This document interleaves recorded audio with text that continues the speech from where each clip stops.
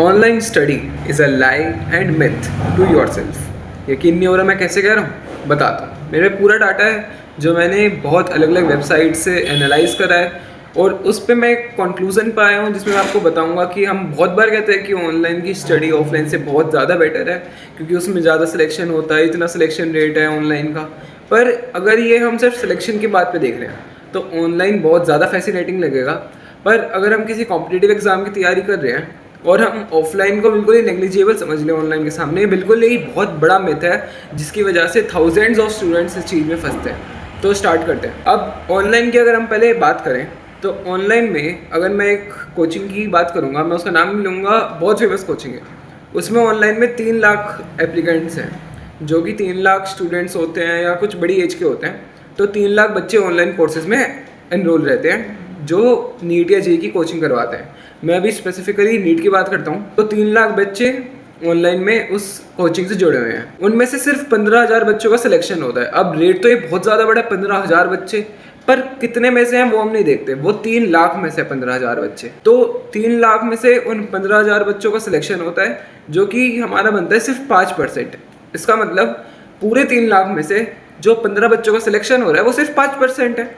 अब हम आते हैं ऑफलाइन पर। ऑफलाइन में क्या होता है, ज़्यादा बच्चे तो एनरोल करते नहीं, तो उसमें 10 से 20,000 ही जो सीरियस बच्चे होते हैं, क्योंकि ऑफलाइन वही करता है ज़्यादातर कि अगर 100% ऑफलाइन बच्चा कर रहा है तो उसमें से 70 to 80% बच्चा सीरियस होता है। कुछ होते हैं जिनको उनके माँ बाप फोर्स करके 1-1.5 लाख रुपए, 2 लाख रुपए, 3 लाख रुपए की कोचिंग करवा देते हैं। तो 10 से 20,000 तक ज़्यादा से ज़्यादा बच्चे उसमें स्ट्रिक्टली उस रूटीन को फॉलो करते हैं ऑफलाइन वाले को, जिनमें से 2 से 4,000 बच्चों तक का ऑफलाइन में से गवर्नमेंट मेडिकल कॉलेज जीएमसी में सिलेक्शन हो जाता है। जो बच्चे एम्स में भी जाते हैं और अलग अलग गवर्नमेंट कॉलेजेस होते हैं इंडिया में, उन सब में जाते हैं। तो ये रेशियो कितना बनता है, 15 से 25%। तो समझ रहे हो, ऑनलाइन में वही रेशियो 5% है और ऑफलाइन में 15 से 25% है। पर डिफरेंस किस चीज़ का आता है? डिफरेंस आता है बच्चों के अमाउंट का। ऑनलाइन में 15,000 बच्चे कर रहे हैं, अब हम ऑनलाइन में 3 लाख बच्चे लेते हैं। 3 लाख में से चलो तुम कहोगे कि कुछ बच्चों ने तो गलती से एनरोल कर दिया होगा, या हम कोई भी मानते हैं कि माँ बाप ने कर दिया होगा, तो हम आधे 1.5 लाख हटा देते हैं। तब भी 1.5 लाख में से सिर्फ 15,000 बच्चों का सिलेक्शन हो रहा है और यहाँ पे 10-20 हज़ार सीरियस स्टूडेंट्स, चलो 50,000 सीरियस स्टूडेंट्स में से 2-4 हज़ार का सिलेक्शन हो रहा है। तो ये डिफरेंस जो है, अगर हम सिर्फ इसके बेसिस पे देखेंगे कि सिलेक्शन कितने बच्चों को आ रहा है, तो ऑनलाइन बहुत ज़्यादा फैसिनेटिंग होगा। ऑनलाइन में फ़ीस कम होती है तो ये और ज़्यादा अट्रैक्ट करते हैं कि ऑनलाइन कर लेते हैं। मैं अपना एक्सपीरियंस बताता हूँ, मैं ऑफलाइन जाता हूँ। मेरे बहुत सारे दोस्त हैं, उन्होंने 11th में ऑनलाइन किया था और अब वो खुद ही 12th में ऑफलाइन करने वाले हैं। इसलिए नहीं क्योंकि उनका प्लान था, इसलिए कि उनकी 11th ही बर्बाद चली गई। तुम कहोगे ऑनलाइन में थी, 11th कैसे बर्बाद चली गई? ऑनलाइन में तो अच्छा पढ़ाते हैं, नो डाउट अच्छा पढ़ाते हैं, पर अगर तुम खुद नहीं पढ़ोगे तो उसका भी कोई फ़ायदा नहीं होने वाला। और ऑनलाइन में तुम अभी लिखवा के रख लो, बाद में भले बात तुम सही कर ही नहीं सकते। ऑनलाइन में डिसिप्लिन नहीं आता। ऑनलाइन में सिर्फ 100 में से 5% बच्चों डिसिप्लिन होंगे। मेरा एक दोस्त है, वो लाइब्रेरी जाता है, ऑनलाइन पढ़ता है और वो डिसिप्लिन है, पर तब भी उसकी उतनी अच्छी तैयारी नहीं है 11th की जितनी एक ऑफलाइन जाने वाले बच्चे की है। ऑफलाइन वाले को जो टीचर्स होते हैं वो उस पर डायरेक्ट इंटरेक्शन रखते हैं, वो टेस्ट देता है। ऑनलाइन में बच्चे क्या होता है, एक बैकलॉग है। अगर आप सीरियसली चाहते हैं कि अगर आप इस बैकलॉग की चेन से हटें तो आप कमेंट कर सकते हैं, मैं इस पर एक स्पेसिफिक वीडियो बना दूँगा। तो जो बच्चे ऑनलाइन में होते हैं, अगर उनका 1 महीने से बैकलॉग हो गया तो वो आगे की रिकॉर्डिंग्स देखना, आगे की लाइव देखना बंद कर देंगे। उनको लगता है नो प्रॉफिट। पर ऑफलाइन में बच्चे की फ़ीस जाती है, फीस के साथ साथ पूरी अटेंडेंस मेजर होती है, जिसके बेसिस पर उसे एक तरीके से फोर्स ही है, पर वो जा रहा है, वो बैठ रहा है, वो डिसिप्लिन्ड है, वो कहीं रील नहीं चला रहा, वो कहीं गेम्स नहीं खेल रहा, वो कम से कम बैठ तो रहा है वहाँ पे। भले उसके नंबर 720 में से 200 आ रहे हो, 300 आ रहे हो, पर आ तो रहे हैं ना।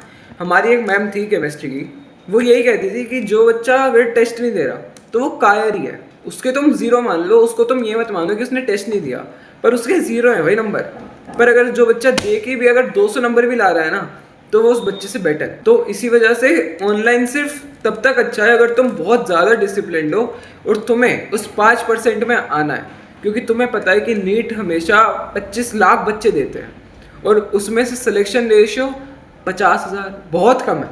तो अगर तुम्हें उन टॉप रैंक्स में आना है, और 50,000 में भी बहुत कॉलेज भी डिक्लाइन होते चले जाते हैं जब तक रैंक बढ़ती जाती है। अगर तुम्हें उस टॉप रैंक में आनी है जिससे तुम्हें एक टॉप गवर्नमेंट कॉलेज एम्स ना मिले, और भी अच्छे गवर्नमेंट कॉलेज हैं, अगर तुम्हें एक टॉप गवर्नमेंट कॉलेज चाहते हो तो तुम्हें बहुत ज़्यादा ऑनलाइन में सीरियस होना पड़ेगा, उनके लेक्चर्स देखने पड़ेंगे। एक चीज़ होती है स्कूल के साथ ऑनलाइन और ऑफलाइन में दिक्कत। ऑफलाइन में जाता था, मुझे पता है मैं स्कूल से 2 बजे आता था और मैं 3 बजे वापस बैग लेके 4 बजे की क्लास के लिए चला जाता था, और रात को फिर 8:30 या 9 बजे आता था। दिक्कत तो है, पर स्कूल में क्या था, मुझे मेरी 75% अटेंडेंस पूरी करनी है, उसके बाद मैं हमेशा छुट्टी कर सकता हूँ। तो मैं जैसे मेरे हफ्ते में 5 क्लासेस होती थी, तो मैं बीच में 1 या 2 दिन छुट्टी कर लेता था। उसके बाद स्कूल की छुट्टी हो गई 1-2 दिन, उस दिन बैठ के अगर मेरे कोई चैप्टर में कोई दिक्कत आ रही है, टॉपिक में दिक्कत आ रही है, क्वेश्चन करने हैं, या स्कूल में कोई टेस्ट आ रहा है जिसका सिलेबस PW में नहीं हुआ, तो मैं उस चैप्टर को कर लेता था। ऑनलाइन में क्या होता है, अगर तुम्हारा कल पेपर है, सपोज करो तुम्हारा कल पेपर है, तो ऑफलाइन में बच्चे का एक बार ख्याल आएगा कि चलो मैं चला जाता हूँ कोचिंग में, रात को देख लूँगा, अगर मेरी तैयारी है तो मैं अपनी कोचिंग ही जाता हूँ, मैं कुछ नया पढ़ लूँगा या टीचर से डाउट पूछ लूँगा अगर मुझे कल पेपर है उससे रिलेटेड। पर ऑनलाइन में क्या होता है, बच्चे नहीं देखते रिकॉर्डिंग, कोई बच्चा 4 घंटे नहीं बैठता सही से। सब बच्चों को या तो खाना आ जाएगा, घर वाले आ जाएंगे, बाहर चले जाओगे, खेलने चले जाओगे, कोई ना कोई आ ही जाएगा भाई। सबसे बड़ा डिस्ट्रैक्शन है ये फ़ोन, सबसे बड़ा डिस्ट्रैक्शन। और अगर तुम कितनी मेहनत कर लो, कितना ही मोटिवेशन कर लो, डिसिप्लिन नहीं आ पाएगा।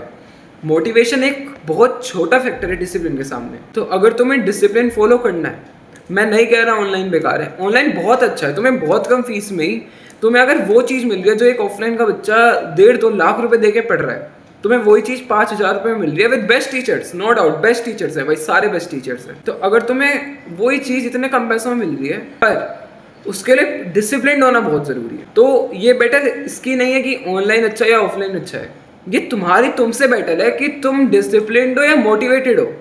मोटिवेटेड हो तो तुम 1 दिन, 2 दिन, 3 दिन, 1 महीना, 2 महीने, बस ये 1-2 महीने वाली बात नहीं है भाई। कोई भी कॉम्पिटिटिव एग्जाम तुम जितना भी सुनते हो ना कि मैंने जनवरी से तैयारी करके मई में पेपर फोड़ के आ गया, सिलेक्शन हो गया, भाई वो बच्चे भूत बन जाते हैं भाई उस 5 महीने में। वो बच्चे कहीं के नहीं रहते भाई, मतलब वो घुस के पढ़ लेते हैं, उनके बाल ऐसे हो जाएंगे भाई, तुम देखना। तो अगर तुम सही में रैंक लाना चाहते हो और कुछ बड़ा करना चाहते हो तो अभी से ही डिसिप्लिन्ड बनो, मोटिवेटेड मत बनो। और जो ये रेशियो बताया ना मैंने, इसको एक बार देखो कि तुम कहाँ लाई कर रहे हो अभी। अगर तुम सही में ही कुछ अच्छा करना चाहते हो तो फॉलो कर लो स्कोर।